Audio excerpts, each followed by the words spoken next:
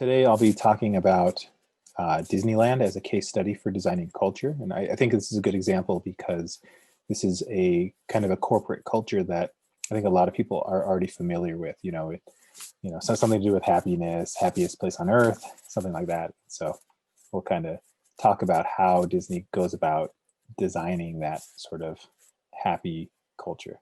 And so something I was curious about was I was curious to see how custodians would rate working at Disney. And so I just looked this up a few days ago on Indeed.com, and it turns out they rated pretty good. 5 stars, 4 stars. These were normal reviews. And if you look at this first review, it says, I loved my fellow cast members. Okay, so that's interesting, right? Like clearly this custodian feels like they are a cast member and sort of a part of this bigger group of cast members. And if you look at this second example, which I love this, it says it's not bad, I recommend it, but if you're not a fan of Disney, you're going to hate every moment there, right? So this person is calling out that there is a Disney type of person and a not Disney type of person, right? And how that's very important to being happy while working there. And this is something that Disney is really intentional about in their hiring practices. And so the way that they hire is really, it's really designed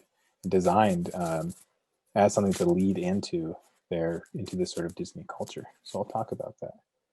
All right, so it's important to note that all these different spaces of design feed into each other, right? Designed artifacts, processes, experiences, they all play a role in reaching this designed culture. And Melissa will talk more about that later. If you look here on the bottom left, this is Disney's casting center.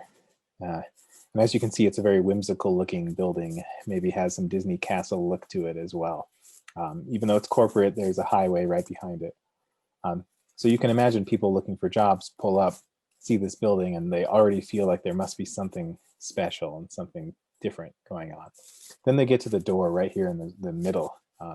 And even the door handles are designed, right? This is small details that they've been Disney-fied. This must have cost more money for the company, but clearly they thought this was important.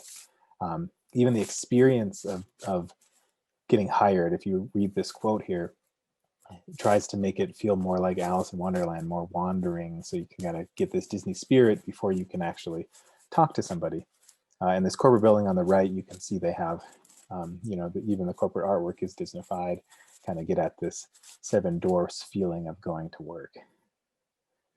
And so all of this is really built in, and I want to explain this again, that these spaces of design, these 5 spaces of design really blend with each other. It's not like artifacts are severely separate or just sort of distinctly separate from designed culture. They all kind of lead into each other. And I bring that up because the reason why Disney focuses so much on getting this designed culture is because they're really going after an experience, a designed experience for their customers, right? They want, like, ultimately they're a company that sells experience to their customers, and that experience is happiness. So they design that culture among their cast members or their employees.